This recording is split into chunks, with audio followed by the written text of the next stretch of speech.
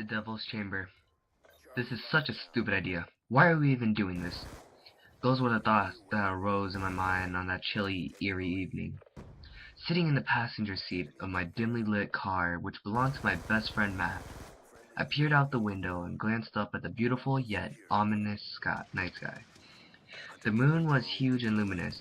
I look at my watch. It's just about midnight, a time when normal people would be already in bed. I glanced over at Matt, who was briefly driving into our destination, seemingly unaware how stupid this whole thing was. "Why are you even doing this, Matt? You know there's nothing gonna happen," I said, slightly annoyed at the entire situation. Matt looked at me in abrogation. "You agreed to come, so stop being a little and try to have some fun," he snapped. After about 5 minutes of driving, Matt stopped the car abruptly. "Here we are," he proclaimed with genuine excitement. He then turned to me and corrected himself. "Well, almost. You have to do a little walking." I followed Matt as we walked down a steep, grassy hill and ended up in the woods, pitch black. "I can't see a thing," I exclaimed. "Don't worry, dude. I brought a flashlight." He pulled a small flashlight out of his jean pocket. "Of course," I muttered under my breath. We continued in the woods for what seemed like an hour. Finally, we arrived in the front of a deep tunnel. I looked at Matt. "What the heck are we even doing here?" "The Devil's Chamber. Here we are. Let's go," Matt said, dangerously eager to go inside the deep death trap. I stopped him.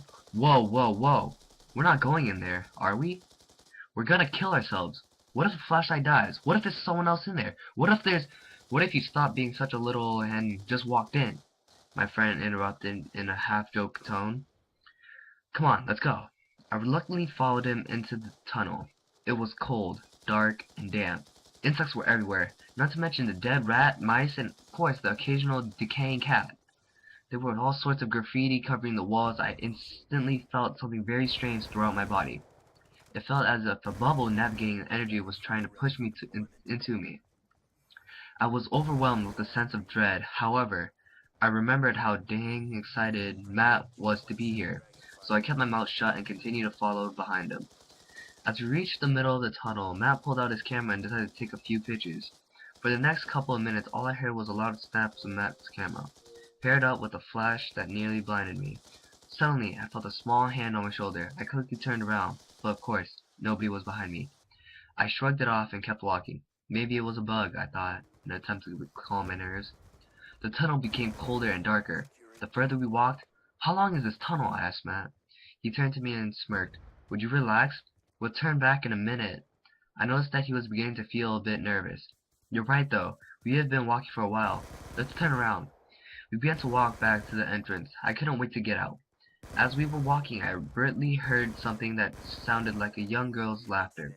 Then I felt again, the hand on my shoulder, the same small childlike hand.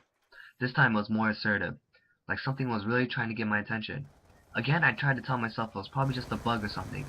I just wanted to get the heck out of this place. Finally, after what it seemed like hours, we reached the entrance and quickly walked outside.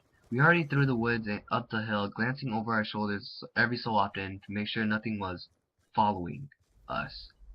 At last we arrived at Matt's car. I wasted no time opening the passenger door and hopping in. Matt then got inside after me and started the car. He pulled out his camera out of his backpack. "Alright, let's see what we got," he said with a redundant grin. The two of us looked carefully at each picture. Nothing, just a bunch of concrete, dirt, and spiders.